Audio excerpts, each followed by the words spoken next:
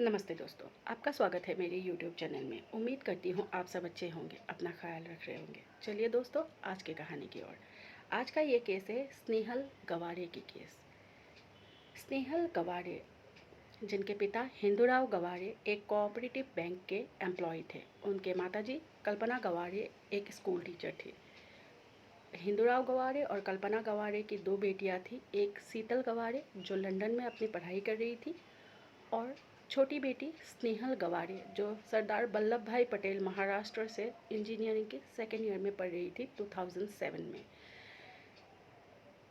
स्नेहल बहुत ही खूबसूरत, होनहार, टैलेंटेड बच्ची थी जो इंजीनियरिंग परस्यू कर रही थी, और उसे घूमना फिरना और अपने ही दोस्तों के साथ वक्त बिताना बहुत पसंद था। 2007 में ही जुलाई के पहले वीक में वो ट्रैकिंग के लिए अपने दोस्तों के साथ बाहर जाती है, और ट्रैकिंग करने के दौरान उसके पैर में थोड़ी सी चोट आ जाती है, और उस चोट के कारण डॉक्टर उन्हें एडवाइस करते हैं कि वो करीबन 1 महीना अपने घर पे रहे और चलना फिरना कम करे। इसलिए स्नेहल अपने घर ही में रेस्ट कर रही थी। और ये जो स्नेहल का घर है, ये डोंबिवली, ठाणे महाराष्ट्र के डोंबिवली इलाके में नीनाद हाउसिंग सोसाइटी के अंदर थी। स्नेहल के घर में, क्योंकि शीतल जो स्नेहल की बड़ी बहन है वो लंदन में पढ़ाई कर रही थी, तो घर में पिता हिंदूराव गवारे, मम्मी कल्पना गवारे और बेटी स्नेहल ही रहा करती थी। हर वक्त की जो रूटीन थी उन लोग की, हिंदूराव गवारे अपने बैंक के लिए, नौकरी के लिए निकल जाते थे करीबन सुबह 7 बजे, और रात को करीबन 7 साढ़े 7 बजे वापस आते थे। उनकी माताजी कल्पना गवारे, वो सुबह करीबन 9 साढ़े 9 बजे अपने स्कूल के लिए निकलती थी, और शाम को 4 साढ़े 4 बजे तक घर लौट आती थी। और स्नेहल जो कि कॉलेज के लिए निकलती थी करीबन 9 बजे, और वो वापस आती थी 3 साढ़े 3 बजे तक। लेकिन क्योंकि स्नेहल के पैर में चोट थी, तो 19 जुलाई 2007 को स्नेहल अपने घर पे ही रेस्ट कर रही थी। आम दिनों की तरह उस दिन भी स्नेहल के पिता हिंदूराव गवारे अपने बैंक के नौकरी के लिए निकल चुके थे, और मम्मी कल्पना गवारे 9 साढ़े 9 बजे अपने स्कूल के लिए निकल गई थी, और स्नेहल घर पे ही थी। शाम के वक्त साढ़े 4 बजे जब कल्पना गवारे अपने घर को लौटती है, तो वो घर पहुंचते ही देखती है कि घर के बाहर स्नेहल की चप्पल है, घर के दरवाजे की कुंडी बाहर से लगी हुई है। ये देख के कल्पना गवारे थोड़ी चौंकती है, क्योंकि स्नेहल कभी ऐसा नहीं करती। चप्पल बाहर है मतलब स्नेहल घर के अंदर है, लेकिन घर के दरवाजे की कुंडी बाहर से लगी हुई थी। बहरहाल वो घर की कुंडी खोलती है और अंदर जाती है। अंदर घुसते ही वो देखती है कि टी टेबल पर एक गिलास पानी रखा हुआ है, और स्नेहल को आवाज़ देती है अंदर जाते वक्त, लेकिन स्नेहल की कोई आवाज़ नहीं आती है। पूरे घर को छानती है, स्नेहल कहीं नहीं मिलती है। उसके बाद वो बाहर निकलती है, फिर से देखती है कि कहीं आस पड़ोस के घर तो नहीं चली गई, लेकिन स्नेहल कहीं नहीं मिलती है। कल्पना गवारे अपना फ़ोन निकालती है स्नेहल को फ़ोन करने के लिए, ये जानने के लिए कि स्नेहल ने आखिर घर खुला छोड़कर कहाँ चली गई वो। जब वो अपना फ़ोन निकालती है तो वो देखती है कि करीबन 3:35 बजे स्नेहल के फ़ोन से एक मैसेज उनके फ़ोन पे आया था, जिसका उन्हें पता नहीं चला। जब वो उस मैसेज को वो खोलती है तो देखती है कि वो ब्लैंक मैसेज था। मतलब मैसेज तो ज़रूर क्या था, लेकिन उसमें कुछ लिखा नहीं था स्नेहल ने। फिर भी कल्पना गवारे स्नेहल का फ़ोन लगाती है तो उन्हें वो फ़ोन स्विच ऑफ मिलता है। फिर वो अपने दोस्तों से बात करती है, कल्पना गवारे स्नेहल के दोस्तों से बात करती है कि कहीं स्नेहल उनके यहाँ तो नहीं चली गई है। आस पड़ोस में खबर करती है, लेकिन कहीं उन्हें नहीं मिलती है। फिर वो अपने पति को फ़ोन करती है। पति भी कहता है कि कहीं अपने दोस्तों के यहाँ चली गई होगी, आ जाएगी। लेकिन 7 साढ़े 7 बजे स्नेहल के पिता हिंदूराव गवारे घर पहुँचते हैं, और उनको पता चलता है कि स्नेहल अभी तक नहीं आई है। रिश्तेदारों, आस पड़ोसियों और दोस्तों के यहाँ पता कर लिया गया है, स्नेहल कहीं नहीं गई है। फिर ये बात जानते ही स्नेहल के मम्मी के दोस्त, आस पड़ोस के 2-4 महिलाएं आती है। स्नेहल के पापा के भी 2-4 दोस्त आते हैं, और उन्हें खोजने लगते हैं आस पड़ोस में, हर जगह जहाँ मुनासिब होता था, जहाँ उनको लग रहा था कि स्नेहल जा सकती है, यहाँ यह था कि कहीं इस तरफ तो नहीं चली गई, तो वो अपने तरीके से वो उन्होंने हर जगह ढूंढी। लेकिन रात को 10 बज चुके थे और स्नेहल कहीं नहीं मिली। स्नेहल का फ़ोन लगातार स्विच ऑफ था। तो थक हार के स्नेहल के माता और पिता अपने दोस्तों के साथ डोंबिवली पुलिस थाने जाती है और वहाँ एक मिसिंग की कंप्लेंट लिखाते हैं और वापस घर आते हैं। घर आके वो रुक जाते हैं। स्नेहल उस वक्त 21 साल की थी जब लापता हुई थी, 19 जुलाई 2007 को। तो पुलिस भी सोचते हैं कि कहीं किसी दोस्तों के यहाँ चली गई होगी या कुछ और, तो पुलिस भी इतनी जल्दी कार्रवाई स्टार्ट नहीं करती है। फिर उस रात आँखों आँखों ही में पूरी रात चली जाती है। जो लिविंग रूम थी, जो स्नेहल का बेड था, उसकी मम्मी को बहुत दुख हो रहा था, स्नेहल की याद आ रही थी, तो उनकी मम्मी और उनके मम्मी की 2 सहेलियाँ उसी बेड के ऊपर बातें करते हुए आँखों में ही सारी रात गुजार देती है। जबकि हिंदूराव गवारे ड्राइंग रूम में अपने दोस्तों के साथ बातें करते करते पूरी रात गुजार देते हैं। ये एक पिता की मजबूरी थी या कहे मम्मी की डर भी थी कि एक जवान लड़की, एक जवान बेटी घर से गायब थी पूरी रात को, तो नींद कहाँ आने वाली थी किसी को। सुबह के 5 बजते बजते स्नेहल की मम्मी बेड से नीचे उतरती है तो देखती है कि एक पानी की बोतल है जो स्नेहल के बेड के पास गिरी पड़ी है। उन्हें पता था ये बोतल हमेशा बेड के जो बॉक्स होते हैं, जहाँ हम बेड के जो बिस्तर वगैरह के जो गड्ढे वगैरह रखते हैं, उस बॉक्स के अंदर हमेशा रहा करते हैं। तो ये कहीं से बाहर गिरी हुई थी। तो वो देखते हैं कि ये बोतल बाहर गिरी है, तो वो बोतल उठाने के लिए जब नीचे नीचे झुकती है तो वो चीख पड़ती है। वो चीख के दौड़ के भागती है दरवाजे के पास और चिल्लाने लगती है अपने हाथ के से इशारा करते हुए उस बेड की तरफ। उसके बाद उनकी सहेलियाँ सब देखते हैं और सब एक साथ चिल्लाने लगते हैं। इस चिल्लाने की आवाज़ को सुनकर ड्राइंग रूम में बैठे हिंदूराव गवारे और उनके जो फ्रेंड है वो आ जाते हैं। हिंदूराव गवारे उस बेडरूम की तरफ दौड़ते हैं अपने दोस्तों के साथ और देखते हैं कि स्नेहल की मम्मी कल्पना चिल्ला रही है। जिस और इशारा करके वो चिल्ला रही थी, चिल्ला चिल्ला के वो बेहोश होकर फर्श पर गिर पड़ी थी। जब हिंदूराव गौरे वहाँ जाते हैं तो वो भी चीखने लगते हैं, क्योंकि उस बेड के बॉक्स से एक हाथ निकली हुई थी और पहले ही नज़र में उनको पता चल गया था कि ये स्नेहल की हाथ है। उसी बेड के अंदर स्नेहल पड़ी थी जिस बेड के ऊपर उनकी मम्मी और उनके मम्मी के दोस्त पूरे रात बैठे हुए थे। बहरहाल वो जल्दबाजी में अपना बॉक्स खोलते हैं और देखते हैं कि स्नेहल अंदर पड़ी है। स्नेहल की दोनों हाथ और पैर रस्सियों से बांधे गए थे। जो रस्सी का एक टुकड़ा है वो बाहर निकली हुई थी और जो स्नेहल की मुंह है उसमें टेप लगा के, वाइट कलर की एक टेप लगा के उन्होंने उनकी मुंह भी बंद कर दिए थे। आनंद फानंद में वो उनके बॉडी को लेके हॉस्पिटल चलते हैं तो हॉस्पिटल में पता चलता है कि सी इज़ ऑलरेडी डेड। उसके बाद क्या होता है कि पुलिस को खबर की जाती है। अब पुलिस मौके पे आती है। पुलिस मौके पे आके चौंक जाती है कि उस घर में स्नेहल का सब बाहर ढूंढ रहे थे और उस घर में, उसी के घर के अंदर बेड के बॉक्स में स्नेहल की बॉडी पड़ी थी। जब पोस्टमार्टम किया जाता है तो पता चलता है कि स्नेहल की डेथ सफोकेशन की वजह से हुई। उस बॉक्स के अंदर स्नेहल को हाथ पैर और मुंह पे टेप लगा के अंदर ठूस के भरा हुआ था जब स्नेहल जिंदा थी, और क्योंकि उसे सांस कहीं से नहीं आ रही थी तो स्नेहल ने वहीं पे दम तोड़ दिया था।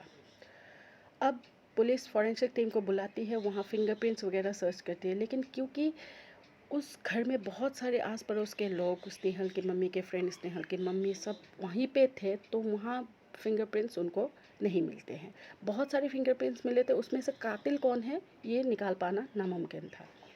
फिर स्नेहल की मम्मी और पापा से पूछताछ की जाती है। पुलिस पूछताछ में ये पता करती है कि स्नेहल का एक बॉयफ्रेंड है जिसका नाम है हिरेन राठौड़, जिसके बारे में स्नेहल के पापा को कुछ नहीं पता था, लेकिन स्नेहल की मम्मी बताती है कि हाँ, स्नेहल का एक बॉयफ्रेंड है जो कभी कभार घर भी आता है मिलने के लिए, और उनके रिश्तों में 2-3 दिनों से कुछ खटासी पैदा हो गई थी, दोनों में कुछ झगड़ा चल रहा था, बात वगैरह बंद थी।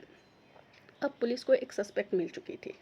पुलिस हिरेन राठौर को बुलाती है। हिरेन राठौर को जब बुलाती है तो हिरेन बताता है कि उसे 2 दिन में क्या हुआ पता नहीं है, क्योंकि स्नेहल के साथ उसकी झगड़ा हो गई थी और 2-3 दिनों से उन्होंने डिसाइड किया था कि वो लोग कम बातें करेंगे। और जब हिरेन को पुलिस बुलाने के लिए फ़ोन करना चाहती तो हिरेन का फ़ोन बंद मिलता था। हिरेन को खोजा गया और हिरेन के घर से उसे बुलाया गया। तब जब इस फ़ोन के स्विच ऑफ होने का कारण पूछा जाता है तो हिरेन बताता है कि उसके फ़ोन में कुछ दिक्कत आ गई थी, उसकी बैटरी बहुत जल्दी डाउन हो जाती थी, इसीलिए 2 दिनों से उसने फ़ोन को स्विच ऑफ ही रखा था और वो तभी ऑन करता था जब उसको किसी को फ़ोन करना होता था। अब पुलिस का सस्पेक्ट और बढ़ गया हिरेन की ओर, तो उससे पूछा गया कि 19 जुलाई के दिन वो कहाँ था। तब हिरेन बताता है कि वो जिस कंपनी में वोल्टास की एक महाराष्ट्र में ही वोल्टास की एक कंपनी में वो जॉब करता है ट्रेनी के हिसाब से, तो वो बोलता है कि मैं वहाँ था और सुबह 9 बजे से लेकर शाम के 5:30 बजे तक मैं अपने ऑफिस में ही था। पुलिस उसको तहकीकात करने के लिए वोल्टास के ऑफिस जाती है। वहाँ उसके दोस्त मिलते हैं, कॉलीग मिलते हैं, जो बताते हैं कि हाँ, हिरेन उस दिन पूरा दिन वहीं पे था। अब दोस्तों ने बता दी थी कि हिरेन पूरा दिन यही था, तो पुलिस को ये बात पता चल गई कि एक आदमी 2 जगह एक ही वक्त तो प्रेजेंट रह नहीं सकता। फिर भी उसको एविडेंस कलेक्ट करने के लिए पुलिस जब रजिस्टर मांगती है, अटेंडेंस रजिस्टर, तो हैरतअंगेज तौर से उस दिन का रजिस्टर ही गायब था। अब पुलिस को फिर से सस्पेक्ट हुई, क्योंकि दोस्त और कॉलीग ज़रूर बता रहे थे कि हिरेन वहाँ था, पूरा दिन वहाँ था, लेकिन उस दिन का ही रजिस्टर क्यों गायब है। फिर पुलिस हिरेन से पूछताछ करती है, दसों बार पूछताछ करती है, लेकिन उससे कुछ नहीं निकला। सिर्फ एक रजिस्टर गायब होने के कारण हिरेन को वो कातिल नहीं ठहराया जा सकता। और जो स्विच ऑफ करने की बात थी, तो देखा गया कि हाँ, उसका फ़ोन ज़रूरी उसका फ़ोन ख़राब था। तो अब ये स्विच ऑफ उसने जानबूझ के किया या कुछ और, ये तहकीकात चल रही थी, लेकिन कोई पुख्ता सबूत नहीं था कि हिरेन की मौजूदगी कोई कह दे कि हिरेन को आते जाते देखा था या कुछ और, क्योंकि आस पड़ोस वाले ने भी कहा कि स्नेहल के घर उस दिन किसी को आते जाते नहीं देखा गया। फिर हिरेन को पूछताछ के बाद छोड़ दिया गया। ये हाई प्रोफाइल केस था, हिरेन के घर वाले भी बहुत अमीर और रसूखदार फैमिली से बिलोंग करते थे। फिर क्या हुआ, पुलिस को जब कोई सिरा नहीं मिला इस कातिल को ढूंढने का, तो पुलिस ने सोचा कि क्यों ना फैमिली बैकग्राउंड को ही टटोला जाए, क्यों ना इन फैमिली मेंबर्स को ही देखा जाए। तो तहकीकात में पता चला कि हिंदूराव गवारे बहुत ही गुस्सेल और उनका परिवार के साथ रिश्ता उतना ठीक नहीं था। उनकी बड़ी बेटी शीतल, जो कि उस वक्त लंदन में थे, अपनी बहन की मौत की खबर सुन के वो भी आई थी। तो पता चला कि शीतल ने अपने पापा के अगेंस्ट में एफआईआर करवाया था कि वो मारपीट करते हैं। और आस पड़ोस वाले ने भी बताया कि स्नेहल के घर से चिल्लाने के झगड़ने के रोज़ के मामले आते थे। स्नेहल के माता पिता के अंदर रिश्ते उतने खास नहीं थे। फिर पता चला कि स्नेहल की जो मम्मी है कल्पना गवारे, ये झगड़ने की वजह, हिंदूराव गवारे और कल्पना गवारे के बीच झगड़ा जो होता था, उसकी जो वजह थी वो थी एक इंसान, अनिल जवालेकर, जो कि हिंदूराव गवारे के ही दूर के रिश्तेदार थे। और हिंदूराव गवारे को ये शक था कि कल्पना की अनिल जवालेकर से एक्स्ट्रा मैरिटल अफेयर थे, और इस वजह से वो दोनों झगड़ते थे। और बच्चिया जो है वो हमेशा अपनी माँ के पक्ष में ही रहती थी। स्नेहल का बॉयफ्रेंड था, मम्मी को पता था लेकिन पापा को नहीं पता था। तो इस वजह से पुलिस ने हिंदूराव गवारे के ऊपर भी शक किया कि कहीं पिता जो इतने गुस्सेल थे, कहीं बेटी के बॉयफ्रेंड या वगैरह उस कुछ चीज़ को देख के या पता चला तो वो अपना आपा ना खो बैठे हों। और मम्मी कल्पना गवारे, कहीं ऐसा भी हो सकता है कि कल्पना गवारे और अनिल जवालेकर के रिश्ते के बारे में स्नेहल को पता चला हो और उससे निजात पाने के लिए उन्होंने उस वाक़या को छुपाने के लिए उन्होंने उनका ही कत्ल कर दिया हो, या फिर हिरेन राठौर जो बॉयफ्रेंड है उस पर। अब पुलिस को शक इन चारों पे था। हिरेन राठौर जो बॉयफ्रेंड था, जिसका उस दिन का अटेंडेंस रजिस्टर गायब था, क्योंकि प्राइवेट कंपनीज़ में ऐसा होता है कि आने जाने का वक्त या ब्रेक में भी आप अगर निकल के जाते हो तो उस रजिस्टर में बाकायदा एंट्री होती है कि यह आदमी इतने बजे से इतने बजे तक लंच ब्रेक या कहीं और जाने के लिए बाहर निकला था। तो क्योंकि उस दिन का वो रजिस्टर ही गायब था। फिर फ़ोन का स्विच ऑफ होना, फिर माँ कल्पना गवारे का किसी और के साथ एक्स्ट्रा मैरिटल की बातें सामने आना, उस इंसान का अनिल जवालेकर जिसके साथ रिश्ते की होने की शक हिंदूराव गवारे को था। तो इन चारों के ऊपर शक जरूर था, लेकिन कोई पुख्ता सबूत नहीं था। तो पुलिस तहकीकात करने की कोशिश करती है, लेकिन उनको कुछ पता नहीं चलता।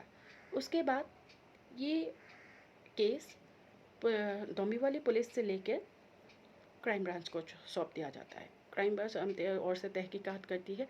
और इस दौरान क्या होता है, जो हिरेन राठौर है, जो स्नेहल का बॉयफ्रेंड, वो यूएस चला जाता है अपनी मैनेजमेंट की पढ़ाई पूरी करने के लिए, क्योंकि कोई रोक टोक तो थी नहीं, उसे पुलिस ने अरेस्ट भी नहीं किया था, तो वो चला जाता है। और जब तहकीकात की जाती है तो पता चलता था कि उसका जाने का प्लानिंग वो पहले से था, फीस वगैरह उसने पहले से भर रखी थी, तो यूएस अपनी पढ़ाई के लिए चला जाता है। अब क्राइम ब्रांच पूरा सीन को टटोलती है। और जब पुलिस जब जांच कर रही थी, जब क्राइम ब्रांच को ये केस सौंपने से पहले, तो पुलिस ने साइकोलॉजिकल प्रोफाइलिंग की थी हिंदूराव गवारे, कल्पना गवारे और हिरेन राठौर की, और पॉलीग्राफिक टेस्ट भी किया था। पॉलीग्राफिक टेस्ट वो झूठ बोलने वाला, जो आप झूठ बोल रहे हो कि सच बोल रहे हो, उसका जो टेस्ट होता है वो। इस दौरान पुलिस ने जब वो टेस्ट वगैरह की थी, तो उसमें निकला था कि हिरेन राठौर, वो उसको जब पूछा गया कि स्नेहल के मर्डर में क्या तुम्हारी कोई इन्वॉल्वमेंट है, तो उसने नो कहा। उसने 2 बार नो कहा, और क्यों, एक बार नो में तो उसका वो सही बोल रहा है, ये पता चल रहा है, लेकिन दूसरी बार जो उसने नो कहा, तो उस नो में हल्की सी उनको डाउट थी। जो टेस्ट थी, जो टेस्ट की, क्योंकि इसमें जो टेस्ट होते हैं उसमें हार्ट बीट, ब्लड प्रेशर, ये सब नापा जाता है। उसके बाद पता चलता है कि ये सब एक एंगल में आके मिलता है, तभी पता चलता है कि आप झूठ बोल रहे हो कि सच बोल रहे हो। तो उस नो में जो सेकंड टाइम हिरेन राठौर ने नो कहा, उसमें थोड़ी हल्की सी शक हुई। और नेक्स्ट आया हिंदूराव गवारे। हिंदूराव गवारे के टेस्ट में ये निकल के आया कि ये पता नहीं चल रहा है कि वो सच बोल रहा है कि झूठ बोल रहा है। वो सच भी बोल सकता है, झूठ भी बोल सकता है। और जो कल्पना गवारे हैं, उनकी टेस्ट में यह आया कि वो सच बोल रही है, कि उनका कोई इन्वॉल्वमेंट अपनी बेटी के मर्डर में नहीं था। तो ये जो सारे टेस्ट के रिपोर्ट्स थे, वो थे, उन सबको क्राइम ब्रांच ने पुलिस से जब ट्रांसफ़र हुआ केस, तब उन्होंने लिया और उन सबको तहकीकात किया। तहकीकात करने के बाद उनके पास कोई सिरा नहीं बचा, क्योंकि ये जो पॉलीग्राफिक टेस्ट है या साइकोलॉजिकल प्रोफाइलिंग है, ये सब कोर्ट में मायने नहीं रखते हैं। तो इसीलिए क्राइम ब्रांच ने सब सारे पूरे सिचुएशन को टटोला, तो उनको लगा कि इस केस में कुछ नहीं है, तो वो कल्याण के कोर्ट पहुंच गए एक क्लोज़र रिपोर्ट के साथ, और कहा कि इस केस में उन्हें तहकीकात में कुछ नहीं मिल रहा है, तो ये केस की इन्वेस्टिगेशन को क्लोज़ कर दिया जाए। लेकिन कल्याण के कोर्ट ने कहा इस इन्वेस्टिगेशन को क्लोज़ नहीं किया जाएगा, और आप लोग इसकी इन्वेस्टिगेशन जारी रहे जब तक कि कोई क्लू या कोई एविडेंस नहीं मिल जाता या कातिल का पता नहीं चल जाता। अब क्राइम ब्रांच फिर से वो फाइल लेके आई और अपनी तहकीकात अपने तौर पर वो देखती रही। फिर आया 2010 का वक्त। 2010 के अप्रैल के महीने में हिरेन राठौर, जो कि यूएस चला गया था पढ़ने के लिए, उनके पिताजी का देहांत हो जाता है और वो लंदन से वापस आते हैं उस जो लास्ट राइड्स है उस पर भाग लेने के लिए।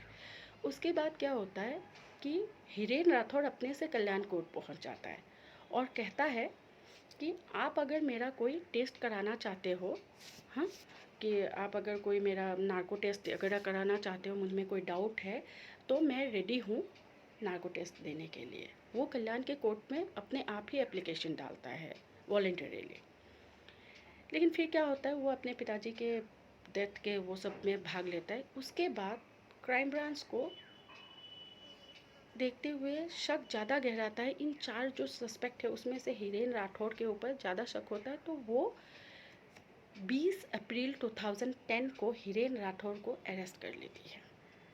अरेस्ट करने के बाद 7 दिन के कस्टडी में रखती है और उसके बाद उसे जेल भेज दिया जाता है।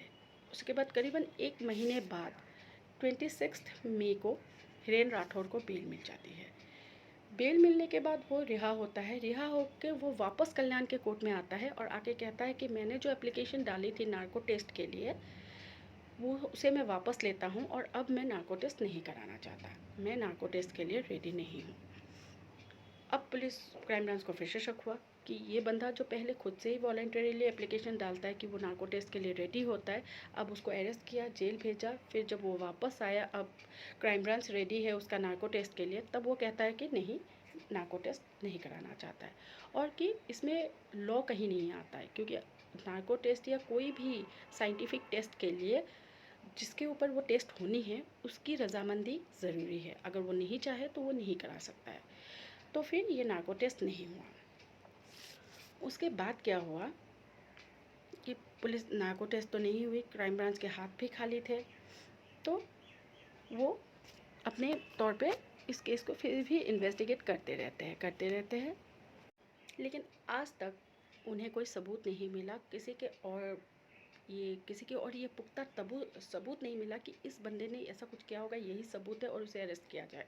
तो 2007 19 जुलाई को स्नेहल गवारे का देहांत हुआ था और आज तक कौन कातिल है ये पता नहीं चला। अगर पुलिस के हवाले से बात की जाए तो उनके पास जो सस्पेक्ट है, हिंदूराव गवारे, कल्पना गवारे, अनिल जवालेकर और हिरेन राठौर, इन सब में से उनको ज़्यादा सस्पिशियस जो उन्हें लगा वो है हिरेन राठौर बॉयफ्रेंड। उनके यही सब बचे कि उनका जो उस दिन का जो पर्टिकुलर रजिस्टर था उनके ऑफिस के वोल्टास कंपनी में जहाँ वो जॉब करते थे, उस दिन का ही रजिस्टर गायब होना और उनका फ़ोन का 2 दिन पहले से बंद होना कि वो लोकेशन छुपाना चाहते थे या कुछ और। फिर नार्को टेस्ट के लिए खुद ही एप्लीकेशन डालना और बाद में खुद ही रिटर्न ले लेना कि उन्हें वो नार्को टेस्ट नहीं करानी है। इस बीच में ये दिन चलते रहे। आज तक स्नेहल का खूनी कौन है ये पता नहीं चला, लेकिन अभी हिरेन राठौर जो है वो यूएस से अपना पढ़ाई कंप्लीट कर चुके हैं, उनकी शादी हो चुकी है, सब अपने अपने दौर पे आगे बढ़ रहे हैं। लेकिन क्योंकि कल्याण कोर्ट ने मना कर दिया इस इन्वेस्टिगेशन को रोकने के लिए, तो क्राइम ब्रांच के हाथों ये केस अभी भी पड़ा हुआ है। उनको अभी भी उम्मीद है कि कहीं से कोई सुराग मिल जाए, कौन कातिल है ये पता चल जाए, और ये केस अभी भी अनसॉल्व्ड है। दोस्तों आप ज़रूर बताइएगा अगर इस केस के बारे में आपने पहले सुना होगा या आपको कोई कौन सस्पेक्ट लगा इसमें। अगर मैं ठीक से बोल पाई हूँ, ठीक से समझा पाई हूँ आप लोगों को, तो कमेंट्स में ज़रूर बताइएगा कि इन चारों में से आपको क्या लगता है।